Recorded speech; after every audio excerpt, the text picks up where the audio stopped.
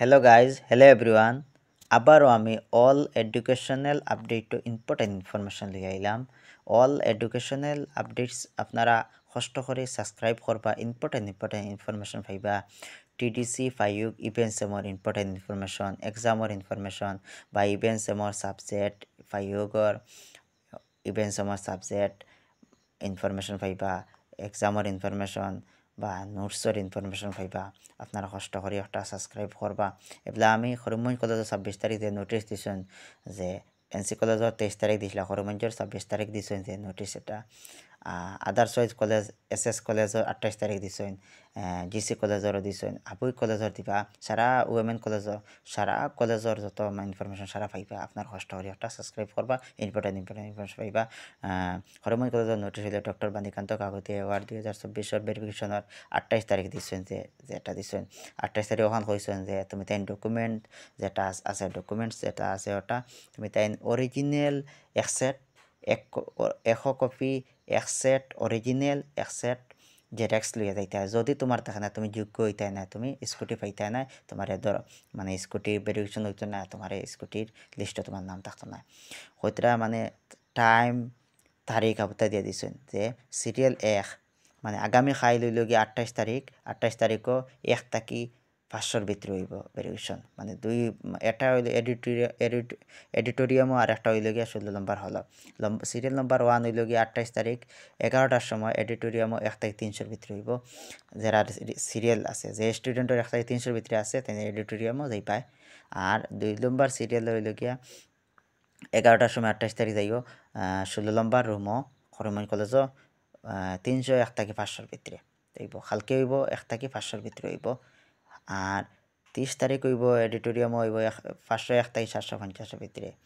4 তারিখ হইল গিয়া 4 নম্বর হইল 30 তারিখ হইল গিয়া 16 নম্বর হল হইল গিয়া 16 নম্বর রুমও হইব গিয়া 751 থেকে 933 ও হইল গিয়া মানে 28 তারিখ হইল গিয়া 1 থেকে 301 থেকে এডিটোরিয়ামও আর 16 নম্বর রুমও হইল গিয়া 301 থেকে 500 ফেরিয়া 30 তারিখ হইল গিয়া 501 থেকে 750 এডিটোরিয়ামও আর 751 থেকে 933 হইল গিয়া 16 নম্বর রুমও। ফেরিয়া 5 তারিখ হইল গিয়া যারা রইছেন সারা মানে যারা রই যাইবা বাকি সব যারা অ্যাবসেন্ট বা রইবা আইতা নাই এরা মানে রইছেন যারা এরা হইল গিয়া এডিটোরিয়ামও সারা মানে 31 তারিখ 11টার সময় সারা যাইতা। আর ইয়ার ডকুমেন্ট মেইন হইল ডকুমেন্ট কি দেখতে লাগবো। ডকুমেন্টস মানে তোমার ভেরিফিকেশনের ডকুমেন্ট হইল 1 নম্বর হইতরা এইচএসর 2024 এডমিট কার্ড আর মার্কশিট ও দুইটা এডমিট কার্ড আর মার্কশিট 2024 এইচএসর ফাইনাল এক্সামর এডমিট কার্ড আর মার্কশিট আর 2022-23 registration card admit card marksheet 2024 আর 22-23 রেজিস্ট্রেশন কার্ড এইচএসর ওটাইনতায়। 2 নম্বর হইল গিয়া হইতরা ইউজিসি রেজিস্ট্রেশন কার্ড মানে ফার্স্ট সেমিস্টার রেজিস্ট্রেশন কার্ড ওটা। 3 নম্বর হইলে আধার কার্ড। যদি তোমার আধার কার্ড থাকে না তে তুমি এইচএসএলসির এডমিট কার্ড নিতে। একটাও যদি তোমার থাকে না তে বার্থ সার্টিফিকেট। একটাও যদি তোমার থাকে না ভোটার আইডি। তোমার যদি ভোটার আইডি থাকে না তোমার প্যারেন্টস মানে তোমার বাপর ভোটার আইডি কার্ড নিতে, বাপর বা মার ওই ভোটার আইডি কার্ড নিতে। 4 নম্বর হইতে বোনাফাইড সার্টিফিকেট মানে যে কলেজে পড়ো কলেজের প্রিন্সিপালের seal signature original bona fide certificate নিও। 5 নম্বর হইতে ফি কার্ড মানে কলেজ ফি কার্ড ওটা যেটা সমর্থকে দিন ওটা কলেজ থেকে দিব ওটা আর লগে আই কার্ড কলেজ আই কার্ড ওটা নিতে। 6 নম্বর হইতে এডমিট কার্ড নিতে হয় ফার্স্ট সেমিস্টারের এডমিট কার্ড মানে বিএ ফার্স্ট সেমিস্টার ফার্স্ট সেমিস্টারের এডমিট কার্ড যদি থাকে না তোমার তে হইতরা অ্যাটেন্ডেন্স পার্সেন্টেজ একটা স্টুডেন্ট লগইনও আসাম ইউনিভার্সিটির আন্ডারে স্টুডেন্ট লগইনও গিয়া অ্যাটেন্ডেন্স পার্সেন্টেজ একটা আছে ওটা 75 বা তার উপরে হইল হইব স্ক্রিনশট মারিয়া ওটা লইয়া যাইতে হয়। ও হইল গিয়া মেইন ডকুমেন্ট। 6টা ডকুমেন্ট লইয়া অরিজিনাল এবং জেরক্স 2 কপি অরিজিনাল এক সেট 1 কপি আর অরিজিনাল এক সেট জেরক্স এক সেট লইয়া যাইতে হয়। ঠিক আছে।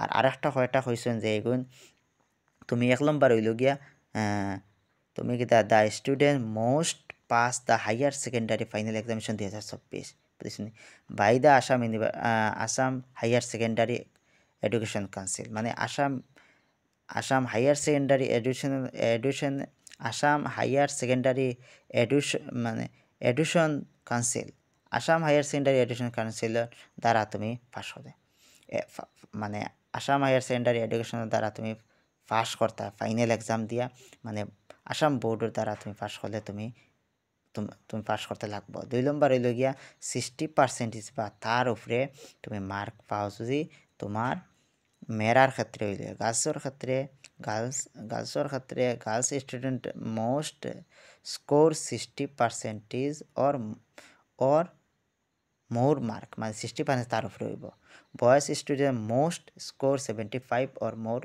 marks মানে গার্লস 60% বয় 75% তার উপরে হইলে হইব আর বাদে 4 নম্বর হইতরা যে বেটারমেন্ট যদি দেও বা কম্পার্টমেন্টাল দিলে তুমি স্কুটি পাইতে নাই এর বাদে হইতরা ড্রপ আউট যদি কোনো স্টুডেন্টে দেয়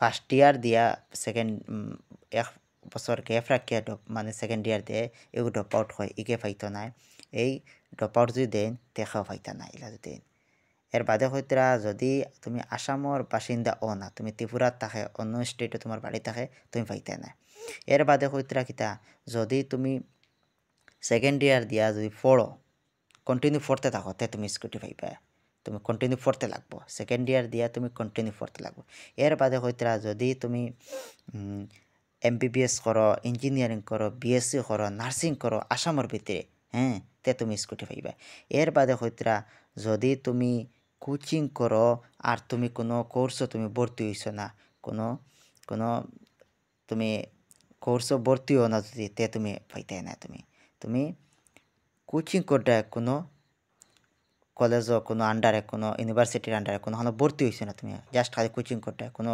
গভর্নমেন্টের আন্ডারে কোনো ভর্তি হয়েছে না গভর্নমেন্টের আন্ডারে তুমি স্কুটি পাইতে নাই আর যদি তুমি আরেকটা ইম্পর্টেন্ট মাথে ডক্টর হেমন্ত বিশ্ব শর্মা তাই টুইট হয়েছেন যদি তুমি আসামের বাসিন্দাও অন্য স্টেটে কোনো পড়ো তে তুমি স্কুটি পাইবাই তোমাকে